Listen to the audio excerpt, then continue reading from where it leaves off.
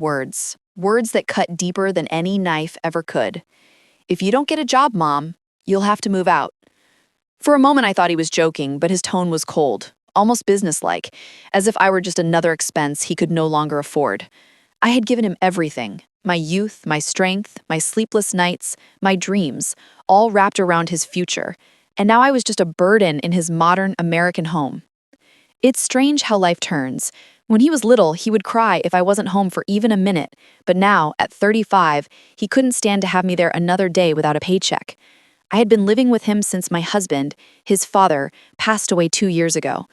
The house was quiet, too quiet sometimes, so I cooked, cleaned, took care of his laundry, and made sure he never missed breakfast. But apparently, love and care didn't count as currency anymore. That morning, the argument started over bills. He said everything was getting expensive, and I was healthy enough to work. I told him my knees weren't strong, that I hadn't worked outside the home in over 30 years, but he just rolled his eyes and said, "Then maybe it's time you learn." I didn't say anything after that. I just stood there, feeling the walls of my son's house close in like strangers listening to a private heartbreak. That night, I packed a small bag quietly. I didn't want him to see me cry. The house was dark, except for the glow of the TV where he sat, scrolling through his phone, oblivious to the weight of what he'd just done. I looked at him one last time, my heart whispering the lullabies I used to sing when he couldn't sleep. He didn't look up. I walked out into the cold October air, the sound of my shoes echoing on the empty sidewalk. I didn't have a plan, just a little money and a stubborn will not to die inside that house where love had turned into pity. I walked until I reached the bus stop. The streets were wet with rain, and the city lights blurred through the mist. A car slowed down near me, the window rolling down to reveal a man, maybe in his 40s, wearing a delivery uniform. "Ma'am, are you all right?" he asked.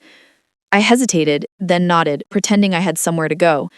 "You shouldn't be out here this late," he said, his voice kind but cautious.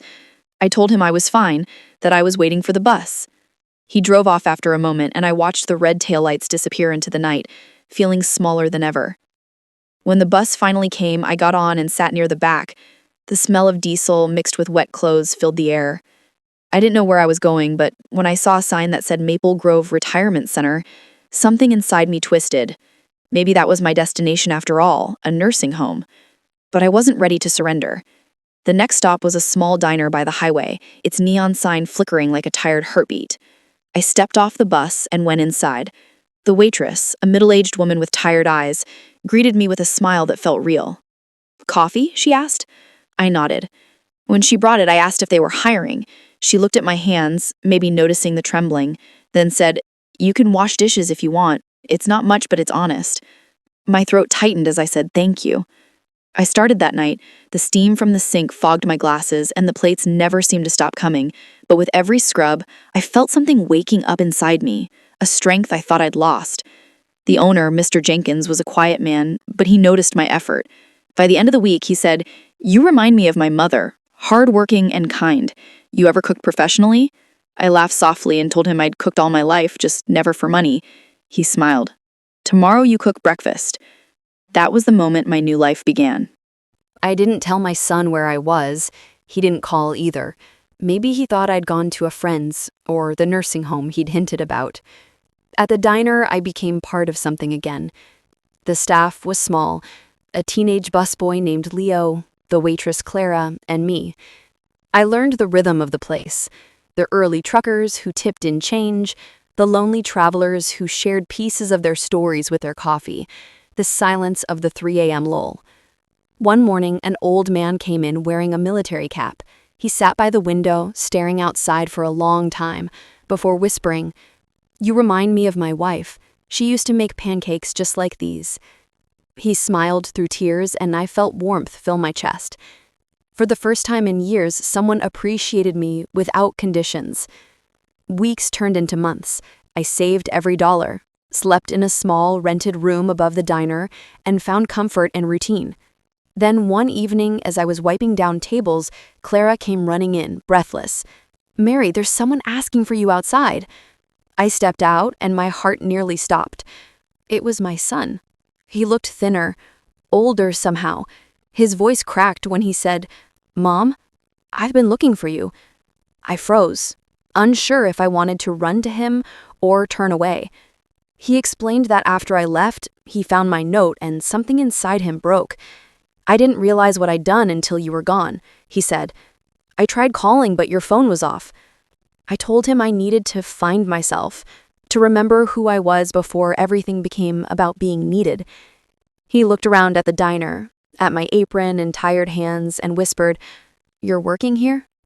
I nodded. He lowered his head. "I'm sorry, Mom." That could have been the end of the story, a simple apology and reunion, but life rarely ties its ends so neatly. As we spoke, a car screeched outside. A man stumbled out, shouting for help. His wife was in labor in the back seat. Without thinking, I rushed to the car. Years ago, before motherhood and marriage, I'd trained as a nurse's aide. The memory of it flooded back as instinct took over. I helped deliver the baby right there in the diner parking lot, under the pale glow of the streetlight. When the paramedics arrived, the paramedics said, "You saved them both." My son stood frozen, his eyes wide with shock, pride, and disbelief. Later that night, as we sat on the curb, he said quietly, "You got a job, Mom. But more than that, you found your purpose." I looked at him, tears finally falling, and said, "No, son, I never lost it. I just stopped being seen." He begged me to come home, but I told him I wasn't ready. I had found something precious: independence, respect, and a new kind of family at that little diner. He visits now, every Sunday. He helps serve customers, and sometimes we laugh like we used to.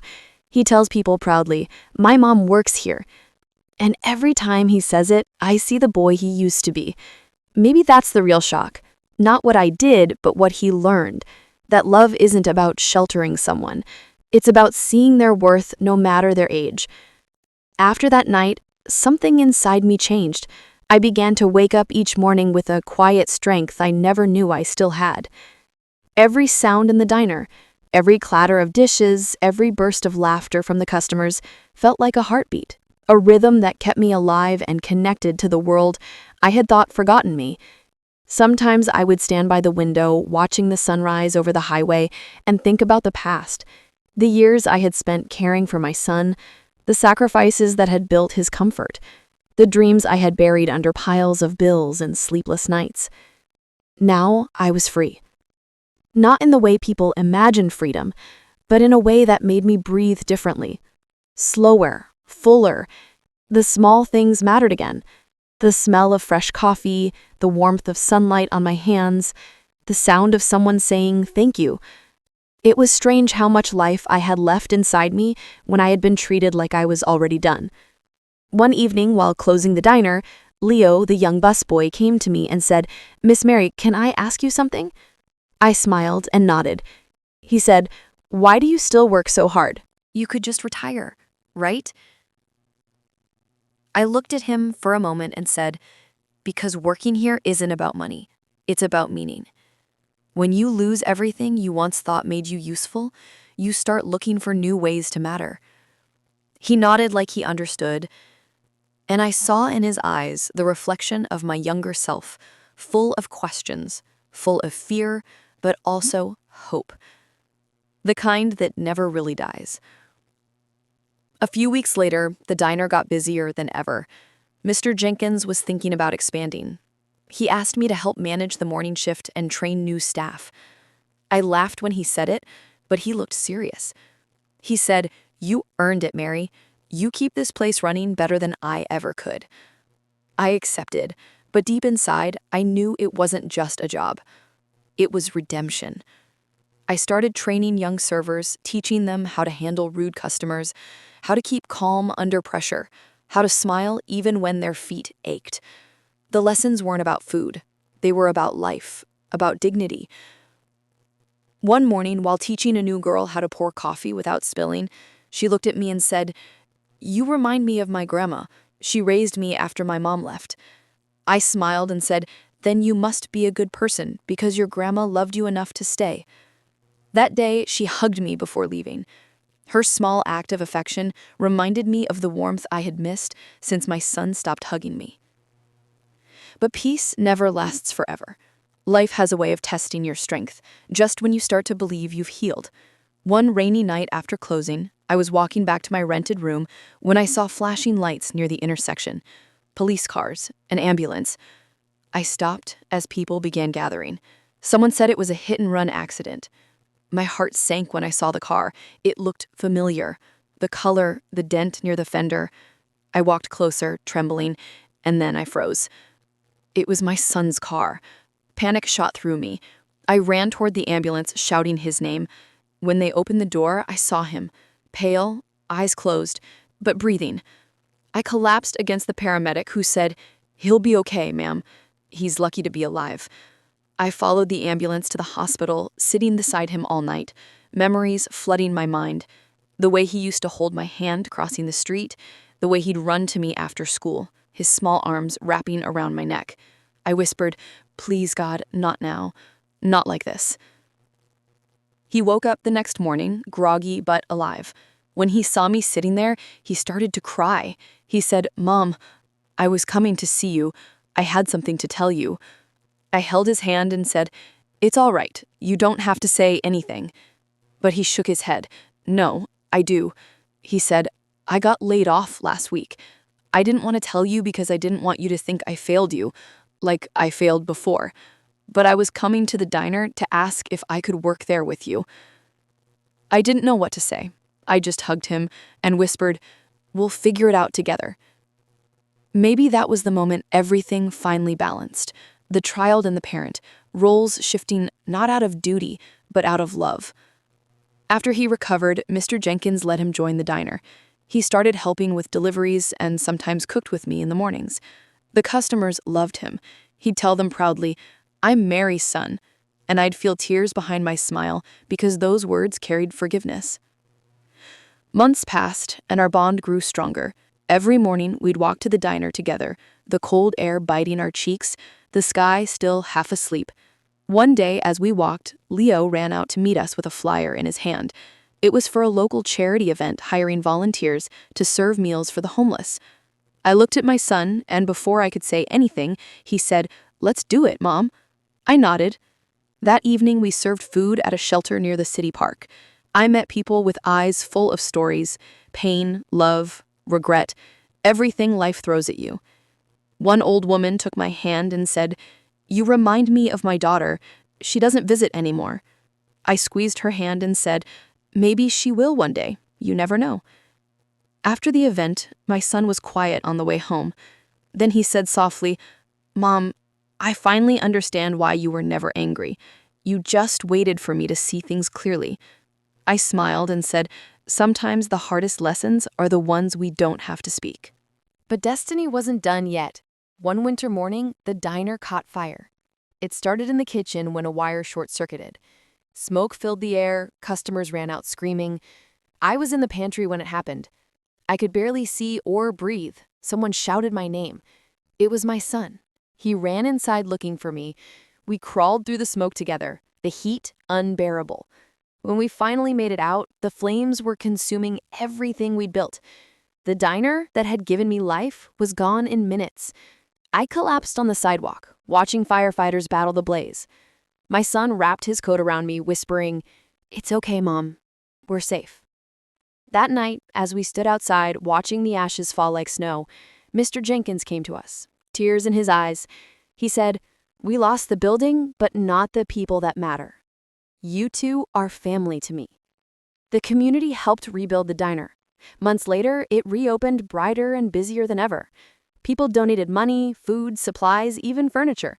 They said they wanted to give back to the place that had given them warmth over the years. My son and I worked side by side from morning till night. One day, a newspaper reporter came to write about the reopening. She asked if she could take our picture. I stood there with my apron on, my son beside me, and when the camera flashed, I felt something inside me settle, like a story coming full circle. That night, after closing, I sat by the window again, watching the lights flicker across the highway, and I thought about how everything had changed. Not because I got a job, but because I found purpose. The same purpose I'd always had, as a mother, as a woman, as a person. Life after the reopening of the diner felt like a dream made from ashes. Every day I woke up before sunrise, tied my apron, and looked at my reflection in the mirror, seeing not an old woman, but a survivor.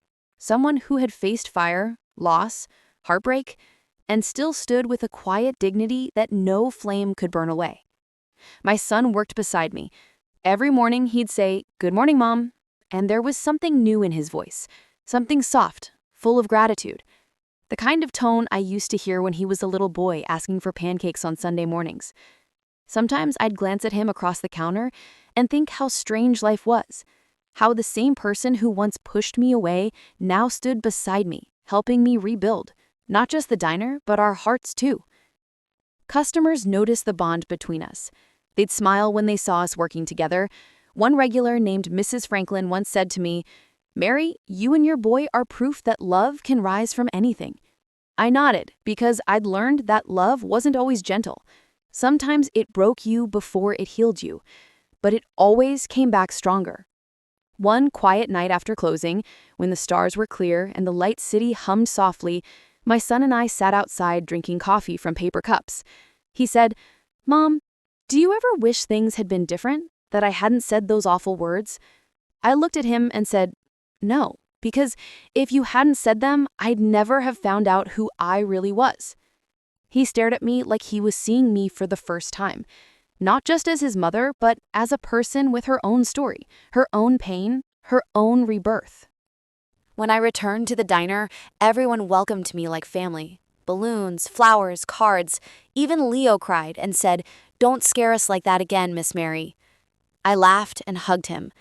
The warmth of that place felt stronger than ever. One evening, a group of journalists came in. They were doing a feature on local heroes. They interviewed Mr. Jenkins about the fire, the recovery, and the community. He pointed at me and said, "She's the heart of this place. Without her, none of us would still be here." They wrote an article called "The Woman Who Rebuilt More Than a Diner." It went viral. People came from nearby towns just to meet me. Some even called me Mama Mary. They'd sit at the counter, ask for advice, tell me their troubles, and I'd listen, really listen, because I knew what loneliness felt like. I knew how it felt to be unseen, forgotten, discarded like a piece of old furniture. But now every voice that spoke to me reminded me of who I was, someone who still mattered. One night after closing, my son handed me a small box.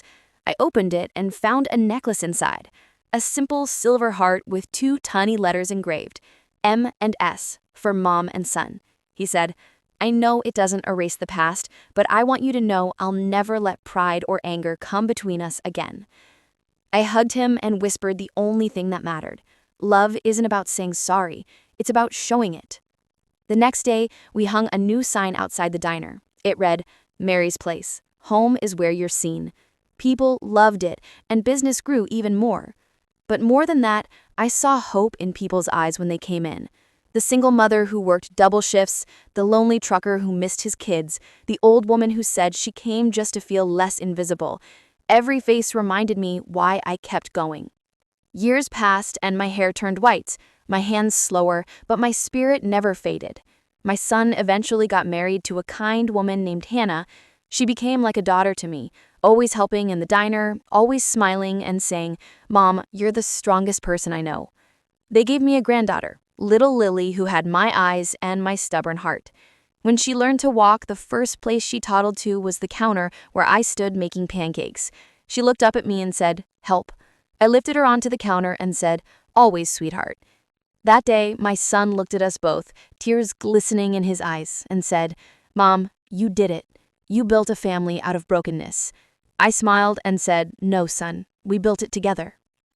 One evening, years later, when the sun was setting and the diner was quiet, I sat by the window watching the road, just like the night I'd first arrived there, alone, scared, lost.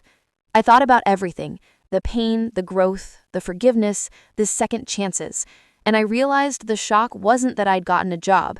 It was that I'd found a life beyond what I'd thought was over. My son came and sat beside me, wrapping his arm around my shoulders.